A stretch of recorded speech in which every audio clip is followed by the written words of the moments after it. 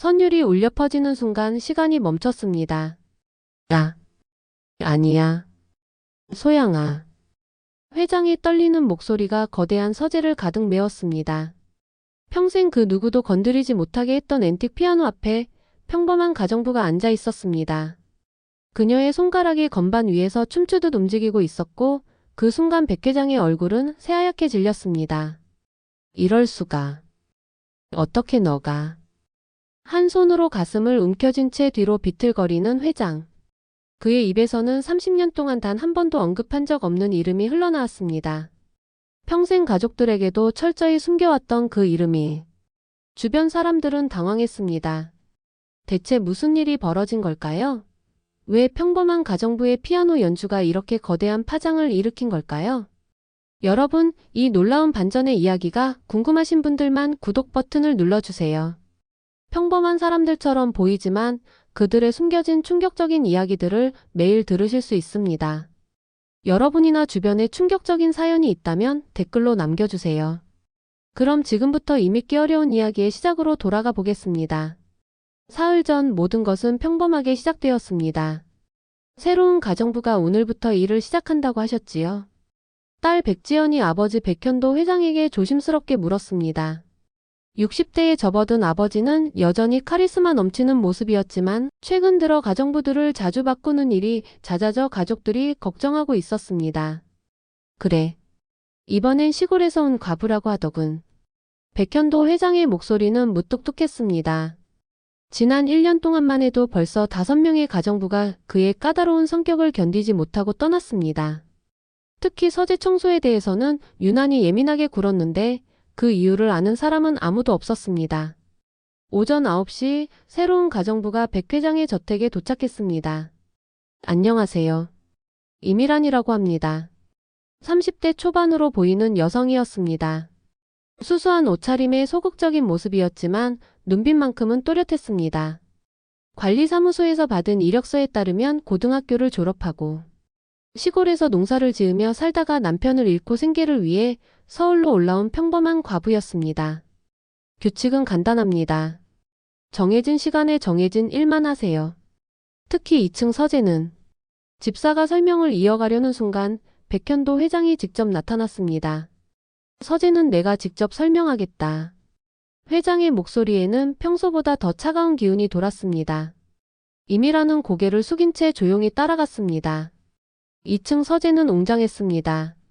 천장까지 닿는 책장들 사이로 고급스러운 가구들이 배치되어 있었고 그 중앙에는 고가의 피아노 한 대가 자리 잡고 있었습니다. 하지만 그 피아노는 마치 박물관의 전시품처럼 덮개가 씌워져 있었고 주변에는 먼지 하나 없이 깨끗했습니다. 이 피아노는. 이미란이 무심코 입을 열었지만 곧 다시 입을 다물었습니다. 백현도 회장의 표정이 순간적으로 굳어졌기 때문입니다. 그 피아노는 절대 건드리지 마세요. 청소할 때도 건만 살짝 닦으면 됩니다. 덮개는 절대 열지 말고 건반은 더더욱 만지지 마세요. 회장의 목소리에는 경고의 기운이 역력했습니다. 이미라는 고개를 끄덕였지만 그 순간 그녀의 눈빛에 미묘한 감정이 스쳐갔습니다. 마치 그 피아노에 대해 뭔가를 알고 있는 듯한 표정이었습니다. 네, 알겠습니다. 이미란의 대답은 담담했습니다. 하지만 회장이 서재를 나간 후 그녀는 한동안 그 자리에 서서 피아노를 바라보았습니다. 그 시선에는 일반적인 호기심과는 다른 복잡하고 깊은 감정이 담겨 있었습니다. 첫날 업무는 순조롭게 진행되었습니다. 임이라는 말수가 적었지만 일은 꼼꼼했습니다. 다른 가정부들과 달리 회장의 까다로운 요구사항들을 불평 없이 모두 들어주었습니다. 하지만 유독 서재 청소 시간만큼은 평소보다 오래 걸렸습니다. 새로운 가정부 어때요? 저녁 식사 자리에서 딸 백지연이 물었습니다. 아직은 모르겠다. 하지만 이전 사람들보다는 나은 것 같다. 백현도 회장의 대답이었습니다. 하지만 그의 마음 한구석에는 설명할 수 없는 불안감이 자리 잡고 있었습니다. 이미란이 피아노를 바라보던 그 눈빛이 자꾸만 머릿속에 맴돌았기 때문입니다. 그날 밤 회장은 유난히 잠을 이루지 못했습니다. 30년 동안 봉인해둔 기억들이 자꾸만 되살아났습니다. 그리고 그 기억의 중심에는 언제나 그 고가의 피아노가 있었습니다. 이튿날부터 이미란의 본격적인 업무가 시작되었습니다. 이미란 씨, 오늘은 2층 서재 청소를 부탁드립니다. 집사의 말에 이미란은 고개를 끄덕였습니다. 하지만 서재로 향하는 그녀의 발걸음에는 어제와는 다른 무언가가 있었습니다. 마치 그곳에 소중한 무엇인가가 기다리고 있다는 듯한 설렘 같은 것이었습니다. 서재에 들어서자마자 이미란의 시선은 자연스럽게 검은색 그랜드 피아노로 향했습니다. 어제 회장이 그토록 엄중하게 경고했던 바로 그 피아노였습니다. 덮개가 씌워져 있어 건반은 보이지 않았지만 그 우아한 곡선과 깊은 검은색 광택은 누가 봐도 범상치 않은 악기임을 알 수 있었습니다. 참 아름다운 피아노네요. 이미란이 혼잣말처럼 중얼거렸습니다. 그녀는 청소를 시작하기 전 한동안 그 자리에 서서 피아노를 바라보았습니다. 그 시선에는 단순한 감탄이 아닌 마치 오랜 친구를 만난 듯한 친밀감이 깃들어 있었습니다. 청소를 시작한 이미란의 손길은 특별했습니다. 다른 가구들은 효율적으로 빠르게 닦아냈지만 피아노만큼은 달랐습니다. 먼지털이로 조심스럽게 표면을 쓸어내리고 부드러운 천으로 하나하나 정성스럽게 닦아나갔습니다. 마치 소중한 보물을 다루는 듯 했습니다. 그때였습니다. 뭐 하는 거요? 갑작스러운 목소리에 이미란이 깜짝 놀라 돌아보았습니다. 언제부턴가 백 회장이 서재 입구에 서서 그녀를 지켜보고 있었습니다. 회장의 얼굴에는 경계심이 역력했습니다. 아, 회장님. 청소를 하고 있었습니다. 청소라고 하기에는 너무 오래 걸리는군요. 특히 그 피아노 말입니다. 회장의 목소리는 차가웠습니다. 이미란은 당황한 듯 고개를 숙였습니다. 죄송합니다. 워낙 아름다운 피아노라서 조심스럽게 닦다 보니. 아름답다고요? 회장의 반응이 예상외로 격했습니다. 그는 성큼성큼 걸어와 피아노 앞에 섰습니다. 이건 그냥 오래된 물건일 뿐입니다. 특별할 것도 아름다울 것도 없어요. 앞으로는 대충 것만 닦고 지나가세요. 하지만 이렇게 좋은 피아노를 사용하지 않으시는 건. 미란의 말이 채 끝나기도 전에 회장의 얼굴이 일그러졌습니다. 사용한다고요? 누가 이걸 사용한다고 했습니까? 아니, 그게 아니라 이런 명품 피아노를 그냥 장식용으로만. 명품이라고요? 당신이 피아노에 대해 뭘 알겠어요? 회장의 목소리가 점점 높아졌습니다. 미라는 위축된 듯 뒤로 물러섰습니다. 죄송합니다. 제가 괜한 말이 아니라 아예 하지 마세요. 당신은 그냥 청소나 하면 됩니다. 피아노에 대해서는 생각도 하지 마세요. 회장의 과도한 반응에 이미라는 놀란 표정을 지었습니다. 하지만 곧 고개를 숙이며 사과했습니다. 네, 알겠습니다. 그날 이후 이미라는 더욱 조심스럽게 행동했습니다. 하지만 서재 청소를 할 때만큼은 여전히 피아노 앞에서 유난히 오랜 시간을 보냈습니다. 겉으로는 청소를 하는 것처럼 보였지만 실제로는 그 피아노를 바라보며 무언가 깊은 생각에 잠기곤 했습니다. 백현도 회장도 이를 눈치채고 있었습니다. 그는 의도적으로 이미란이 서재 청소를 하는 시간에 맞춰 지나가며 그녀를 감시했습니다. 혹시 자신의 경고를 무시하고 피아노를 건드리지는 않는지 확인하려는 것이었습니다. 아버지, 요즘 새 가정부 때문에 신경이 쓰이시는 것 같은데요? 며칠 후 저녁 식사 자리에서 딸 백지연이 조심스럽게 물었습니다. 그런 건 아니다. 다만 서재 관리에 대해서는 확실히 해둬야 한다고 생각할 뿐이다. 그 피아노 때문인가요? 아버지는 왜 그렇게 그 피아노에 민감하게 반응하세요? 제가 어릴 때부터 궁금했는데 그건 내가 알 필요 없는 일이다.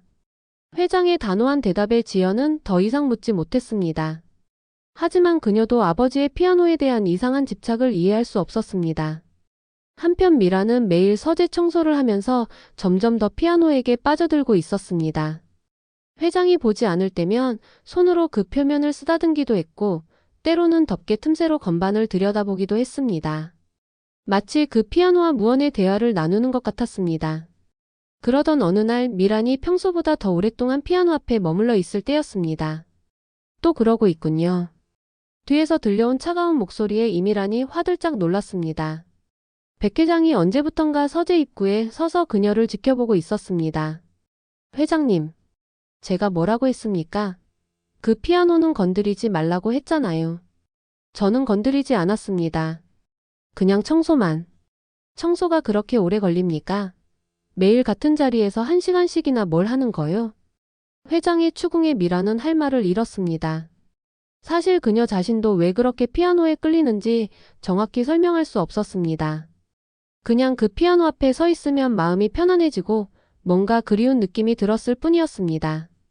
앞으로는 서재 청소 시간을 줄이겠습니다. 이미란의 조용한 대답에 회장은 잠시 그녀를 바라보았습니다. 그 순간 그의 마음속에는 복잡한 감정이 일어났습니다. 이미란이 피아노를 바라보는 그 눈빛이 30년 전 누군가의 눈빛과 너무도 닮아 있었기 때문입니다. 하지만 회장은 그 감정을 억누르며 고개를 돌렸습니다. 그렇게 하세요. 그날 밤 백현도 회장은 다시 한번 잠 못 이루는 밤을 보냈습니다. 이미란의 모습이 자꾸만 머릿속에 떠올랐습니다. 특히 그녀가 피아노를 바라보던 그 간절한 눈빛이 잊혀지지 않았습니다. 일주일이 지나면서 미란의 행동은 점점 더 이상해졌습니다. 매일 오전 10시, 서재 청소 시간이 되면 그녀는 마치 무언가에 이끌리듯 그곳으로 향했습니다. 회장의 경고에도 불구하고 피아노 앞에서 보내는 시간은 줄어들지 않았습니다. 오히려 더 길어지는 것 같았습니다. 미란 씨가 서재 청소를 참 정성스럽게 하시네요. 다른 직원이 집사에게 말했습니다. 그런가? 하긴 다른 가정부들은 서재 청소를 꺼려 했는데 집사도 고개를 끄덕였습니다. 사실 이전 가정부들은 백현도 회장의 까다로운 성격 때문에 서재 청소를 기피했습니다. 하지만 이미라는 달랐습니다. 오히려 그 시간을 기다리는 것 같았습니다. 그날도 이미라는 어김없이 서재로 향했습니다. 하지만 이번에는 평소와 다른 점이 있었습니다. 청소 도구를 가져오기 전에 먼저 피아노 앞으로 다가간 것입니다. 안녕하세요. 이미란이 피아노에게 인사하듯 작게 속삭였습니다. 그리고는 조심스럽게 손을 뻗어 피아노의 측면을 쓰다듬었습니다. 마치 오랜 친구와 재회한 듯한 따뜻한 미소가 그녀의 입가에 번졌습니다. 참 오랜만이네요. 그 순간 이미란의 눈에 눈물이 맺혔습니다. 그것은 슬픔의 눈물이 아니었습니다. 그리움과 기쁨이 뒤섞인 복잡한 감정의 눈물이었습니다. 이미란은 천천히 피아노 둘레를 돌며 구석구석을 살펴보았습니다. 마치 잃어버린 무언가를 찾는 것처럼 세심하게 관찰했습니다. 그러다가 피아노 옆면에 작은 흠집을 발견했습니다. 역시 여기 있네요. 미란이 그 흠집을 손가락으로 어루만지며 중얼거렸습니다. 그 표정에는 누군가를 그리워하는 애절함이 담겨 있었습니다. 이것도 그대로군요. 이번에는 피아노 다리 부분의 작은 장식을 가리키며 말했습니다. 마치 그 피아노의 모든 부분을 기억하고 있는 것처럼 보였습니다. 청소를 시작한 미란의 손길은 더욱 특별해졌습니다. 단순히 먼지를 닦아내는 것이 아니라 마치 사랑하는 사람을 어루만지듯 부드럽고 정성스럽게 피아노를 닦았습니다. 그 모습은 평범한 가정부의 청소가 아니라 전문가의 악기 관리에 가까웠습니다. 저건 뭐 하는 거지? 복도를 지나가던 백지연이 서재 문틈으로 이미란의 모습을 훔쳐보았습니다. 이미란은 피아노 건반 덮개 가장자리를 극도로 조심스럽게 닦고 있었는데 그 손놀림이 너무도 자연스럽고 능숙해 보였습니다. 엄마가 피아노를 배웠었나? 백지연은 궁금해졌습니다. 하지만 이미란의 이력서에는 그런 내용이 전혀 없었습니다. 고등학교 졸업 후 농사를 지었다고 되어 있을 뿐이었습니다. 그때 이미란이 예상치 못한 행동을 했습니다. 주변을 살핀 후 조심스럽게 건반 덮개에 손을 올린 것입니다. 회장이 그토록 경고했던 바로 그 부분이었습니다. 아니야. 안 돼. 이미란이 혼잣말로 중얼거리며 손을 다시 거두었습니다. 하지만 그 눈빛에는 강한 갈망이 담겨 있었습니다. 마치 금단의 열매를 앞에 둔 사람처럼 갈등하고 있었습니다. 그냥 한 번만. 이미란이 다시 손을 뻗었습니다. 이번에는 더욱 조심스럽게 거의 손끝만으로 덮개의 가장자리를 만졌습니다. 그 순간 그녀의 표정이 황홀하게 변했습니다. 뭐 하는 거요? 갑작스러운 목소리에 이미란이 화들짝 놀라 뒤로 물러섰습니다. 백현도 회장이 언제부턴가 서재에 들어와 있었습니다. 60대 회장의 얼굴은 분노로 일그러져 있었습니다. 회장님 죄송합니다. 청소를 하다가. 청소가 그런 겁니까? 제가 뭐라고 했습니까? 회장의 목소리가 떨리고 있었습니다. 그것은 분노 때문만이 아니었습니다. 뭔가 깊은 두려움이 섞여 있었습니다. 절대 건드리지 말라고 했잖아요. 왜 자꾸 그 피아노에 집착하는 거예요? 저는 그냥 너무 아름다운 피아노라서. 아름답다고요? 당신이 뭘 안다고 그런 말을 하는 거예요? 회장이 성큼성큼 걸어와 이미란과 피아노 사이에 섰습니다. 마치 무언가를 보호하려는 듯한 자세였습니다. 이건 그냥 오래된 물건일 뿐이에요. 특별할 것도 없고 당신 같은 사람이 관심 가질 만한 것도 아니에요. 하지만 이 피아노는 이미란이 말을 이어가려 했지만 회장이 손을 들어 막았습니다. 그만하세요. 더 이상 이 피아노에 대해 말하지 마세요.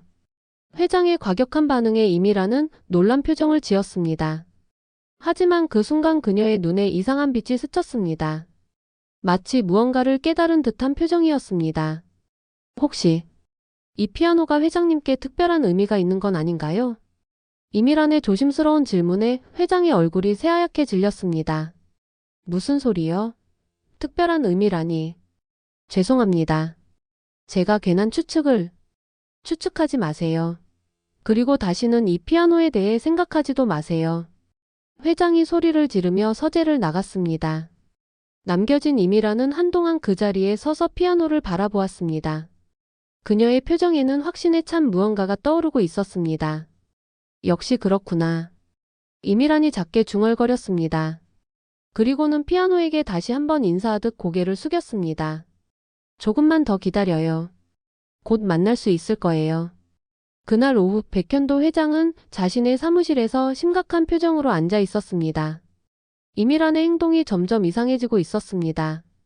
마치 그 피아노에 대해 뭔가를 알고 있는 것처럼 보였습니다. 혹시 회장의 머릿속에 끔찍한 추측이 떠올랐습니다. 하지만 그는 고개를 저으며 그 생각을 떨쳐냈습니다. 그럴 리 없어. 절대 그럴 리 없어. 하지만 그의 마음속 불안은 점점 커져만 갔습니다. 이미란이 피아노를 바라보는 그 눈빛이 30년 전 자신이 사랑했던 그 사람의 눈빛과 너무도 닮아 있었기 때문입니다. 그 다음 날부터 이미란의 행동은 더욱 대담해졌습니다. 회장이 외부 일정으로 집을 비운 틈을 타 그녀는 평소보다 훨씬 오랜 시간을 서재에서 보냈습니다. 이번에는 단순히 피아노를 바라보는 것에 그치지 않았습니다. 이제 정말 확실해졌어요. 이미란이 피아노 앞에서 혼잣말을 중얼거렸습니다. 그녀는 주변을 다시 한번 살핀 후 조심스럽게 피아노의 작은 서랍을 열어보았습니다. 대부분의 사람들은 모르지만 이런 앤틱 피아노에는 종종 숨겨진 수납 공간이 있었습니다. 없네요. 서랍은 비어 있었습니다. 하지만 이미란은 포기하지 않았습니다. 그녀는 마치 숨은 보물을 찾는 탐험가처럼 피아노의 구석구석을 살펴보기 시작했습니다. 그때 그녀의 손가락이 피아노 옆면의 작은 틈새를 발견했습니다. 누군가 의도적으로 무언가를 숨겨놓은 것처럼 보였습니다. 설마. 이미란이 조심스럽게 그 틈새에 손가락을 집어넣었습니다. 과연 그곳에는 작은 종이 한 장이 숨겨져 있었습니다. 그녀는 떨리는 손으로 그 종이를 꺼내어 펼쳐보았습니다. 그것은 오래된 편지였습니다. 종이가 누렇게 변할 정도로 오랜 세월이 지난 것이었습니다. 편지의 글씨는 여성의 것으로 보였고 내용은 이랬습니다. 현도야, 이 피아노를 당신에게 선물합니다. 언젠가 우리가 함께 연주할 날을 꿈꾸며. 사랑하는 소양이. 편지를 읽는 순간 미란의 눈에서 눈물이 흘러내렸습니다. 그것은 슬픔의 눈물이었습니다. 동시에 분노의 눈물이기도 했습니다. 엄마. 이미란이 작게 속삭였습니다. 그 순간 모든 것이 명확해졌습니다. 이 피아노는 단순한 악기가 아니었습니다. 그것은 그녀의 어머니 소양이 백현도에게 바친 사랑의 증표였던 것입니다. 미라는 편지를 가슴에 꼭 안고 오열했습니다. 30년 동안 품어온 모든 감정이 한꺼번에 터져나왔습니다. 버려진 어머니의 아픔, 아버지 없이 자란 자신의 외로움, 그리고 복수에 대한 갈망까지. 이제 알겠어요. 왜 아버지가 이렇게 피아노를 경계하는지. 미라는 눈물을 닦고 일어났습니다. 그리고는 다시 한번 피아노를 바라보았습니다. 이제 그 피아노는 단순한 악기가 아니라 자신과 어머니, 그리고 아버지를 연결하는 다리 같은 존재였습니다. 엄마가 이 피아노를 얼마나 사랑했을까요? 이미란이 피아노의 건반 덮개에 손을 올렸습니다. 이번에는 망설임이 없었습니다. 그녀는 조심스럽게 덮개를 살짝 들어 올렸습니다. 검은색과 흰색의 건반이 모습을 드러냈습니다. 오랫동안 사용되지 않았음에도 불구하고 여전히 아름다웠습니다. 이미라는 떨리는 손으로 하나의 건반을 살짝 눌러보았습니다. 도. 맑고 깊은 소리가 서재에 울려 퍼졌습니다. 그 순간 이미란의 전신에 전율이 흘렀습니다. 마치 어머니의 목소리를 듣는 것 같았습니다. 네.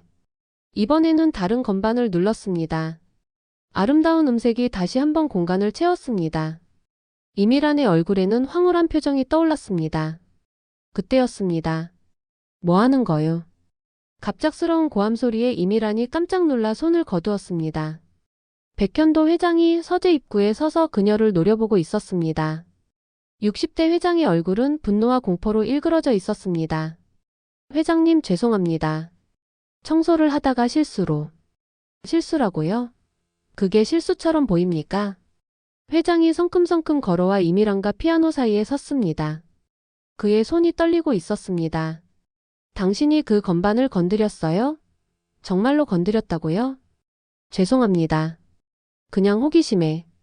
호기심이라고요? 회장의 목소리가 점점 높아졌습니다. 그런데 그 목소리에는 분노보다는 두려움이 더 강하게 배어 있었습니다. 당신이 누구기에 그 피아노를 건드려요? 당신이 뭘 아신다고? 저는 정말 아무것도 모릅니다. 그냥 거짓말하지 마세요. 회장이 소리를 질렀습니다. 그러고는 이미란을 뚫어져라 바라보았습니다. 당신 혹시 음악을 배운 적이 있나요? 아니요. 저는 그런 거 배울 형편도 안 되었고. 그럼 왜 그렇게 자연스럽게 건반을 누를 수 있었죠? 왜 그 소리를 듣고 그런 표정을 지었죠? 회장의 추궁에 이미란은 할 말을 잃었습니다. 사실 그녀도 자신이 왜 그렇게 자연스럽게 피아노를 다룰 수 있었는지 설명하기 어려웠습니다. 저는 그냥이라고요? 당신의 그 손놀림은 그냥이 아니었어요. 회장이 이미란의 손을 붙잡았습니다. 그리고는 그 손을 유심히 살펴보았습니다. 이 손은. 갑자기 회장의 얼굴이 더욱 새하얗게 질렸습니다. 이미란의 손가락은 가정부의 손이라고 하기에는 너무도 가늘고 아름다웠습니다. 마치 피아노를 치기 위해 태어난 손처럼 보였습니다. 당신 정말로 누구요? 회장의 떨리는 목소리에 이미란은 당황했습니다. 저는 이미란입니다. 그냥 평범하다고요? 평범한 사람이 그런 손을 가질 리 없어요. 회장이 이미란의 손을 놓으며 뒤로 물러섰습니다. 그의 눈에는 깊은 공포가 서려 있었습니다. 혹시 당신의 어머니는? 어머니요? 이미란이 긴장한 표정으로 물었습니다. 회장의 질문이 핵심을 건드리고 있었기 때문입니다. 아니다. 말도 안 돼. 그럴 리 없어. 회장이 고개를 저으며 중얼거렸습니다. 하지만 그의 마음속 의심은 점점 확신으로 변해가고 있었습니다. 오늘부터 당신은 서재 청소를 하지 마세요. 예? 하지만은 없어요. 다른 곳만 청소하세요. 서재는 직접 내가 관리할 겁니다. 회장의 단호한 명령에 이미라는 고개를 숙일 수밖에 없었습니다. 하지만 그녀의 마음속에는 더욱 강한 결심이 자리 잡고 있었습니다. 그날 밤 이미라는 자신의 방에서 어머니의 편지를 다시 읽었습니다. 엄마, 이제 정말 시작이에요. 그녀의 눈에는 복수의 불꽃이 타오르고 있었습니다. 백현도 회장이 중요한 사업 미팅으로 하루 종일 집을 비우게 된 것입니다. 이미라는 이 순간을 기다려왔습니다. 서재 출입을 금지당한 후 내내 참아왔던 그 감정들을 더 이상 억누를 수 없었습니다. 오늘이야. 이미란이 작게 중얼거리며 서재로 향했습니다. 다른 직원들은 모두 각자의 일에 바빠 그녀의 행동을 눈치채지 못했습니다. 서재 문을 열고 들어선 이미란의 눈앞에 그 검은색 그랜드 피아노가 있었습니다. 며칠 동안 보지 못했던 그 피아노는 마치 그녀를 기다리고 있었던 것처럼 보였습니다. 엄마, 이제 당신의 마음을 전해드릴게요. 이미란이 피아노 앞에 앉았습니다. 그녀의 손이 건반 덮개에 올려졌습니다. 이번에는 망설임이 전혀 없었습니다. 천천히 그러나 확신에 차서 덮개를 열었습니다. 검은색과 흰색의 건반들이 완전히 모습을 드러냈습니다. 30년 동안 봉인되어 있던 그 건반들이 이미란을 바라보고 있었습니다. 이미란은 깊게 숨을 들이쉬었습니다. 그리고는 양손을 건반 위에 올렸습니다. 그 순간 놀라운 일이 일어났습니다. 그녀의 손가락이 마치 이 피아노와 수십 년간 함께해 온 것처럼 자연스럽게 움직이기 시작한 것입니다. 첫 번째 화음이 울려 퍼졌습니다. 그것은 쇼팽의 녹턴이었습니다. 느리고 애절한 선율이 서재 전체를 가득 메웠습니다. 이미란의 연주는 단순히 정확한 것을 넘어서 혼이 담겨 있었습니다. 마치 그 피아노 하나가 된 것처럼 자연스럽고 아름다웠습니다. 이게 정말 나야? 이미란 자신도 놀랐습니다. 평생 제대로 된 음악 교육을 받아본 적이 없었는데 어떻게 이렇게 연주할 수 있는 걸까요? 하지만 손가락은 저절로 움직였고 마음속에서 흘러나오는 감정이 그대로 음악이 되어 표현되었습니다. 선율이 흘러갈수록 이미란의 눈에서 눈물이 흘러내리기 시작했습니다. 그것은 어머니에 대한 그리움의 눈물이었습니다. 동시에 자신이 지닌 재능에 대한 놀라움의 눈물이기도 했습니다. 엄마. 이게 엄마가 물려주신 선물이었구나. 이미란이 연주하면서 속삭였습니다. 이제야 깨달았습니다. 어머니 소양이 피아니스트였기에 자신에게도 그 피가 흐르고 있었던 것입니다. 비록 배우지 못했지만 음악은 이미 그녀의 영혼 속에 깃들어 있었습니다. 연주가 계속될수록 이미란은 점점 더 몰입했습니다. 그녀의 전신에서는 음악가로서의 아우라가 뿜어져 나왔습니다. 수수한 가정부 옷을 입고 있었지만 그 순간 그녀는 세계적인 피아니스트 못지않은 위엄을 발산하고 있었습니다. 피아노의 음색도 달라졌습니다. 30년 동안 잠들어 있던 피아노가 마침내 자신의 진정한 주인을 만난 것처럼 생생하고 풍부한 소리를 내고 있었습니다. 이런 연주가. 복도를 지나가던 집사가 발걸음을 멈췄습니다. 서재에서 흘러나오는 음악 소리가 너무도 아름다웠기 때문입니다. 하지만 회장이 집에 없다는 것을 알고 있던 그는 누가 연주하는 것인지 궁금해했습니다. 이미란의 연주는 절정에 달하고 있었습니다. 쇼팽의 녹턴이 끝나가고 있었는데 그 마지막 선율은 마치 천국의 음성처럼 아름다웠습니다. 이미란의 얼굴은 음악에 완전히 빠진 채 황홀한 표정을 짓고 있었습니다. 바로 그때였습니다. 소양아. 뒤에서 들려온 떨리는 목소리에 이미란의 손가락이 건반 위에서 멈췄습니다. 천천히 돌아보니 백현도 회장이 서재 입구에 서 있었습니다. 회장의 얼굴은 새하얗게 질려 있었습니다. 그의 눈에서는 눈물이 흘러내리고 있었고 온몸이 심하게 떨리고 있었습니다. 마치 유령을 본 사람처럼 충격에 빠져 있었습니다. 소양아. 정말 소양이구나. 회장이 다시 중얼거렸습니다. 그의 목소리는 30년 전의 그리움과 후회, 그리고 깊은 슬픔으로 가득 차 있었습니다. 회장님. 이미란이 일어나려 했지만 회장은 그녀를 막았습니다. 아니다. 계속 쳐줘. 제발. 회장의 간절한 부탁에 이미란은 다시 피아노 앞에 앉았습니다. 그리고는 또 다른 곡을 연주하기 시작했습니다. 이번에는 더욱 애절하고 깊은 감정이 담긴 곡이었습니다. 회장은 그 음악을 들으며 벽에 기대어 서 있었습니다. 그의 눈에서는 계속해서 눈물이 흘러내렸습니다. 30년 동안 봉인해둔 기억들이 음악과 함께 되살아나고 있었습니다. 왜 지금 와서? 회장이 가슴을 움켜쥐며 중얼거렸습니다. 그 순간 이미란의 연주가 절정에 달했습니다. 마치 어머니 소양이 직접 연주하는 것처럼 완벽하고 아름다웠습니다. 안 돼. 이럴 수는 없어. 회장이 비틀거리기 시작했습니다. 너무도 강렬한 감정의 충격이 그의 심장에 무리를 주고 있었습니다. 소양아. 미안해. 정말 미안해. 회장의 고백이 흘러나왔습니다. 그리고 그 순간 그의 다리가 힘을 잃었습니다. 쿵. 백현도 회장이 바닥에 쓰러졌습니다. 한 손으로는 가슴을 움켜쥐고 다른 한 손으로는 피아노를 향해 뻗으며 쓰러진 것입니다. 회장님. 이미란이 연주를 멈추고 급히 달려갔습니다. 회장은 의식을 잃은 채 바닥에 누워 있었습니다. 하지만 그의 입에서는 여전히 한 사람의 이름이 흘러나오고 있었습니다. 소양아. 소양아. 그 순간 이미란의 마음에는 복잡한 감정이 일어났습니다. 복수하려고 왔는데 정작 아버지가 쓰러진 모습을 보니 마음이 아팠습니다. 아버지. 이미란이 작게 속삭였습니다. 생전 처음으로 그를 아버지라고 불렀습니다. 회장님, 회장님. 이미란이 쓰러진 백현도 회장을 흔들어 깨웠습니다. 잠시 후 회장은 천천히 눈을 떴습니다. 하지만 그의 눈빛은 여전히 혼란스러웠습니다. 소양이 왔구나. 회장이 중얼거리며 이미란의 얼굴을 바라보았습니다. 그 순간 이미란의 가슴이 철렁했습니다. 이제 더 이상 숨길 수 없다는 것을 깨달았기 때문입니다. 회장님 정신 차리세요. 저는 이미란입니다. 이미란? 회장이 천천히 일어나 앉았습니다. 그리고는 이미란의 얼굴을 유심히 살펴보았습니다. 아니다. 넌 이미란이 아니야. 저는 이미란입니다. 가정부 이미란이에요. 하지만 회장의 눈빛은 점점 더 날카로워졌습니다. 충격에서 벗어나자 그의 이성이 돌아오기 시작했습니다. 방금 내가 연주한 그 곡. 그건 소양만이 알고 있던 곡이야. 무슨 말씀인지. 소양이 직접 작곡한 곡이었어. 그 누구도 모르는 오직 소양만이 연주할 수 있던 곡 말이야.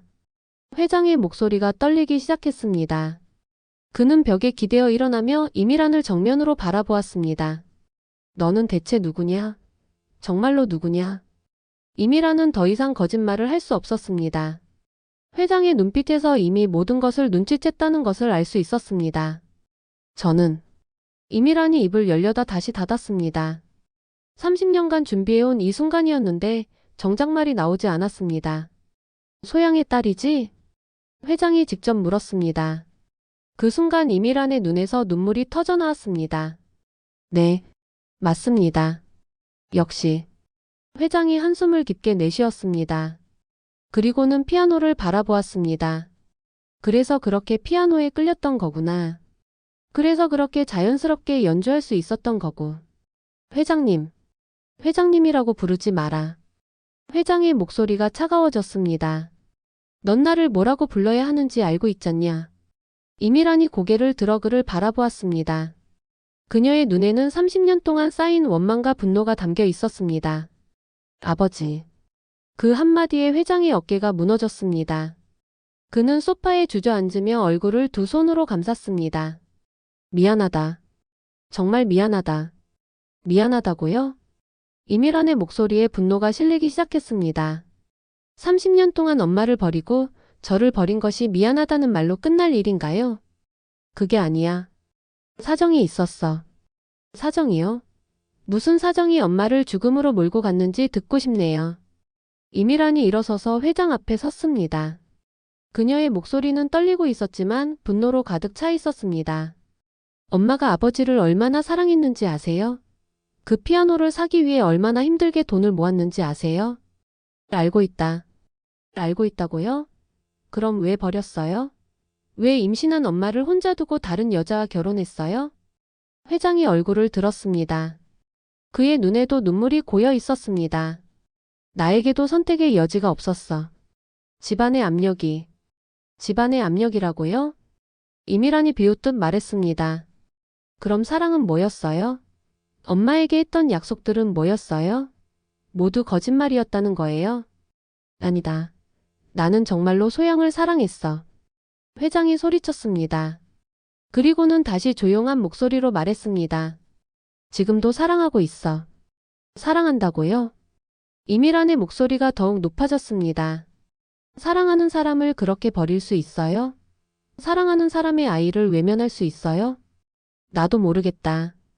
그때는 어렸고 무서웠어. 집안의 기대와 압력을 감당할 수 없었어. 회장이 고백했습니다. 너희들을 버린 것이 평생의 후회야. 하루도 편하게 잠든 적이 없어. 후회라고요? 이미란이 냉소적으로 웃었습니다. 아버지의 후회가 엄마의 죽음을 되돌릴 수 있나요? 제가 겪은 고통을 없앨 수 있나요? 소양이가 죽었다고? 회장의 얼굴이 새하얗게 질렸습니다. 설마 아직도 몰랐어요? 엄마는 제가 10살 때 돌아가셨어요. 아버지를 그리워하며 죽어가셨어요. 안 돼. 그럴 리 없어. 회장이 비틀거렸습니다. 그는 소양이 아직 어딘가에서 살아있을 거라고 생각해왔던 것입니다. 엄마는 죽기 전까지 아버지를 원망하지 않았어요. 오히려 아버지의 행복을 빌어주셨어요. 그런 엄마가 불쌍해서 제가 복수하러 온 거예요. 복수. 네, 복수요. 아버지가 엄마에게 했던 것들을 그대로 돌려드리려고 왔어요. 이미란의 고백에 회장은 말을 잃었습니다. 그는 이미란의 마음속 분노와 원망이 얼마나 깊은지 이제야 깨달았습니다. 하지만 이미란의 목소리가 갑자기 떨리기 시작했습니다. 방금 아버지가 쓰러지는 모습을 보니 복수가 무의미하게 느껴져요.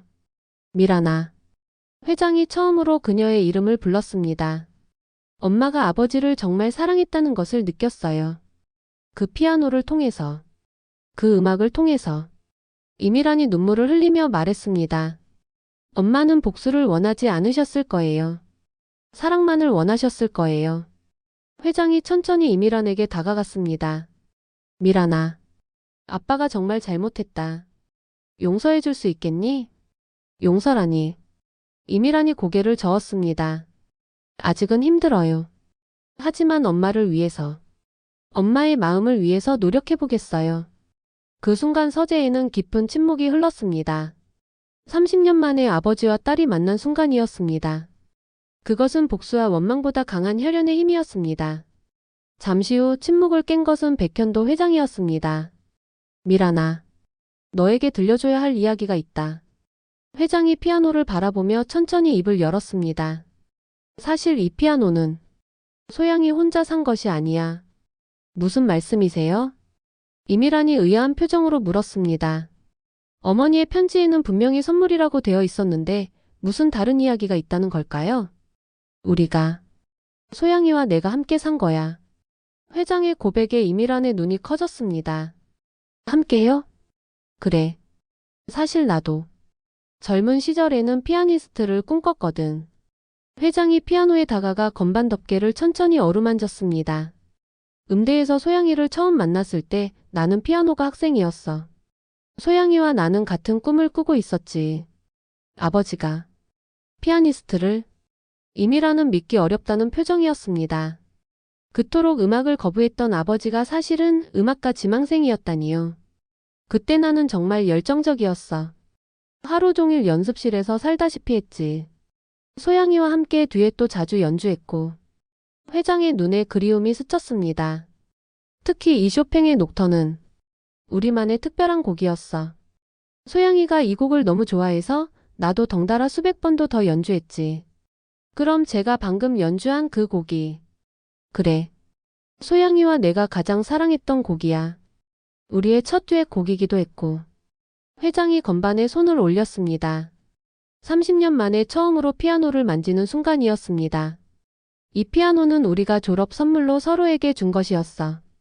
둘 다 가난한 학생이라 각자 돈을 모아서 반씩 내서 샀지. 그럼 이 편지는? 이미란이 어머니의 편지를 꺼내 보여주었습니다.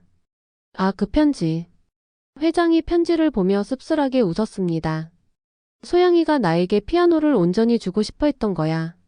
자기 몫까지 포기하고. 그래서 선물이라고 쓴 거지. 왜요? 왜 엄마가 그런 일을? 내가 집안의 압력에 굴복하기 시작했거든. 회장의 목소리가 무거워졌습니다. 졸업이 가까워지면서 아버지가 사업을 물려받으라고 하셨어. 음악 같은 건 취미로나 하라고. 피아니스트 같은 불안정한 직업은 집안의 후계자에게 어울리지 않는다고. 그래서 포기하신 거예요? 처음에는 버텼어. 소양이와 함께 음악의 길을 가겠다고 했지. 하지만 회장이 깊은 한숨을 내쉬었습니다. 아버지가 소양이를 직접 만나셨어. 그리고는 말씀하셨지. 정말 나를 사랑한다면 내 장래를 망치지 말라고. 엄마가 그런 말을 들으셨다고요? 소양이는 그날 밤 울면서 나에게 말했어. 자기 때문에 내 인생이 망가지는 건 원치 않는다고. 차라리 헤어지자고. 회장의 눈에서 눈물이 흘러내렸습니다. 하지만 나는 포기할 수 없었어. 그래서 소양이에게 약속했지. 몇 년만 기다려달라고 내가 집안을 설득해보겠다고. 그런데 왜? 그 사이에 정혼이 결정됐어. 아버지가 일방적으로 진행하신 거야. 나는 그때까지도 소양이와 비밀리에 만나고 있었는데. 회장이 피아노 위에 사진을 가리켰습니다. 그동안 이미란이 보지 못했던 작은 사진이 피아노 안쪽에 숨겨져 있었습니다. 그때 소양이가 임신했다는 것을 알았어. 사진 속에는 젊은 시절의 백현도와 소양이 피아노 앞에서 함께 웃고 있는 모습이 담겨 있었습니다. 두 사람 모두 행복해 보였습니다. 나는 그 즉시 아버지에게 말씀드렸어. 사랑하는 사람이 있고 아이까지 생겼다고. 정혼을 취소해달라고. 그랬는데도 아버지는 화를 내시며 말씀하셨어. 그런 여자와 아이는 인정할 수 없다고. 만약 그들을 선택한다면 집안에서 쫓아내겠다고. 회장이 주먹을 쥐었습니다. 그때 나는 겁쟁이였어. 음악도 포기하고 소양이도 포기했지. 안정된 삶을 택한 거야. 그럼 엄마는? 소양이는 끝까지 나를 기다렸어. 아이를 낳은 후에도 혹시나 하며 나를 기다렸지. 하지만 나는 회장이 고개를 떨어뜨렸습니다. 결혼식 날까지도 소양이가 찾아왔어. 마지막으로 한 번만 만나자고. 하지만 나는 만나지 않았어. 무서웠거든. 소양이를 보면 마음이 바뀔까봐. 그렇게 엄마를 떠나보내신 거군요. 그 후로 30년 동안 하루도 후회하지 않은 날이 없었어. 이 피아노를 볼 때마다 소양이가 생각났고 그래서 아무도 만지지 못하게 했던 거야. 회장이 피아노 건반을 살짝 눌렀습니다. 작은 음이 울려 퍼졌습니다. 나는 음악을 포기했지만 소양이는 끝까지 음악을 사랑했구나. 너를 통해서. 아버지. 미란아, 내가 연주하는 모습을 보니 알겠어. 소양이가 내게 모든 사랑과 재능을 물려준 거야. 내가 포기한 꿈까지도. 회장이 이미란을 바라보았습니다. 너는 우리 둘의 꿈이자 사랑의 결실이야. 그런 너를 몰라봤던 내가 정말 바보였어. 그 순간 이미란의 마음속에서 무언가가 바뀌었습니다. 아버지도 피해자였다는 것을 깨달았습니다. 어머니만큼이나 아픈 상처를 가지고 살아온 또 다른 피해자였던 것입니다. 아버지도 많이 아프셨겠어요. 미안하다, 미란아. 정말 미안하다. 회장이 무릎을 꿇고 이미란에게 사과했습니다. 60대 남자가 한 기업의 회장이 자신의 딸 앞에서 무릎을 꿇고 있었습니다. 이미란이 천천히 아버지에게 다가가 그의 손을 잡았습니다. 아버지, 일어나세요.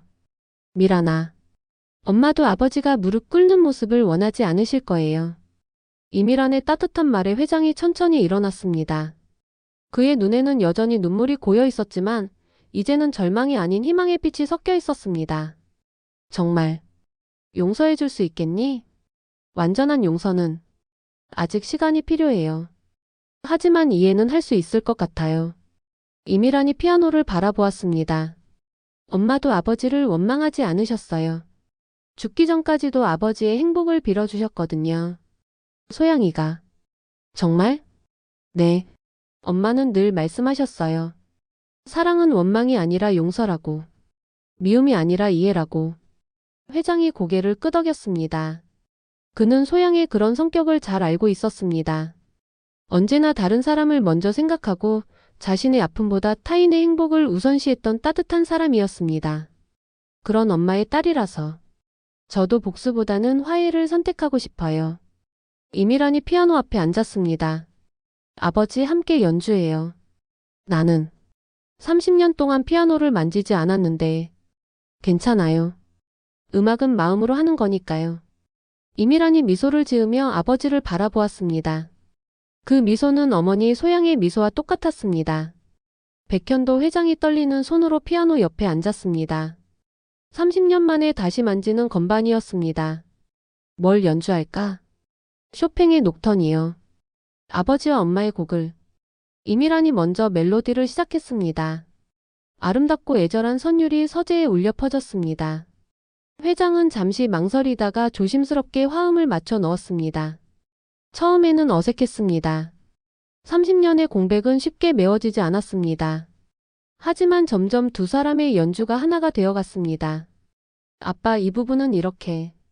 이미란이 자연스럽게 아빠라고 부르며 연주법을 알려주었습니다. 회장의 얼굴에 환한 미소가 떠올랐습니다. 딸이 자신을 아빠라고 부른 것이 너무도 행복했습니다. 연주가 진행될수록 두 사람 모두 과거로 돌아간 듯 했습니다. 회장에게는 소양과 함께 연주했던 추억이, 이미란에게는 어머니로부터 물려받은 음악적 유전자가 깨어났습니다. 이상해. 정말 오랜만인데 손이 기억하고 있네. 회장이 신기해하며 말했습니다. 음악은 마음속에 영원히 남아있는 거예요. 아무리 오래되어도.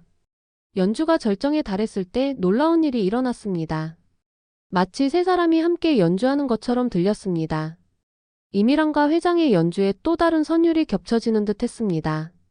소양이. 회장이 작게 속삭였습니다. 그는 분명히 느꼈습니다.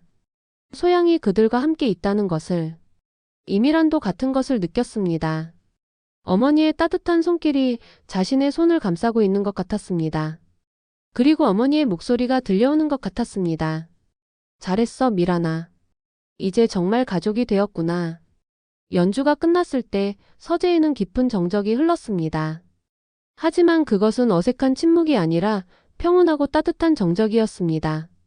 아빠. 이미란이 회장을 바라보며 말했습니다. 앞으로 종종 함께 연주해요. 엄마의 목까지. 그래, 그렇게 하자. 회장이 이미란의 손을 잡았습니다. 그 손은 더 이상 가정부의 손이 아니라 소중한 딸의 손이었습니다. 미란아, 이제부터는 가정부가 아니라 이 집의 진짜 주인으로 살아야 한다. 아직은 익숙하지 않아요. 시간을 주세요. 물론이지. 서두르지 않을 테니까 천천히 적응해. 그때 서재문이 열렸습니다. 백지연이 들어오더니 놀란 표정을 지었습니다. 아버지, 이 아름다운 연주가. 지연아, 너에게 소개하고 싶은 사람이 있다. 회장이 이미란을 바라보며 말했습니다. 이 사람은 이미란이 아니라 너의 언니 미란이다. 언니라고요? 딸 지연이 믿기 어렵다는 표정을 지었습니다. 하지만 이미란의 얼굴을 자세히 보니 아버지와 닮은 부분들이 보였습니다. 지연아, 내가 내 언니야. 이미란이 먼저 말했습니다. 언니. 언니라고 불러도 될까요? 백지연이 조심스럽게 물었습니다. 갑작스러운 상황이었지만 그녀는 이미란에게서 따뜻함을 느꼈습니다. 물론이에요. 그날 저녁 세 사람은 함께 식사를 했습니다. 30년 만에 처음으로 진짜 가족이 된 순간이었습니다. 미란아, 내가 원한다면 다시 음악을 배울 수 있어. 최고의 선생님들을 모셔올게. 아니에요, 아빠. 저는 이미 최고의 선생님이 있어요. 이미란이 미소를 지으며 말했습니다. 엄마와 아빠요.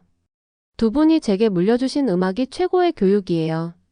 그날 밤 이미란은 자신의 방에서 어머니의 편지를 다시 읽었습니다. 엄마, 저 해냈어요. 복수가 아니라 사랑으로. 미움이 아니라 용서로. 편지를 가슴에 안고 창문을 바라보니 마치 어머니가 하늘에서 미소 짓고 있는 것 같았습니다. 음악은 정말 마법 같은 것이었습니다.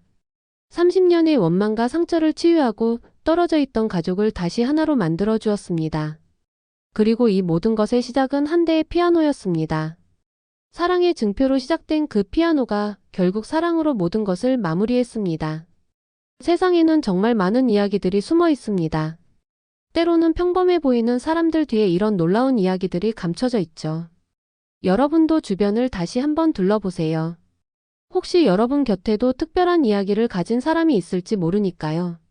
사랑은 언제나 미움보다 강합니다. 용서는 언제나 복수보다 아름답습니다. 그리고 가족의 사랑은 어떤 시간과 거리도 뛰어넘을 수 있습니다.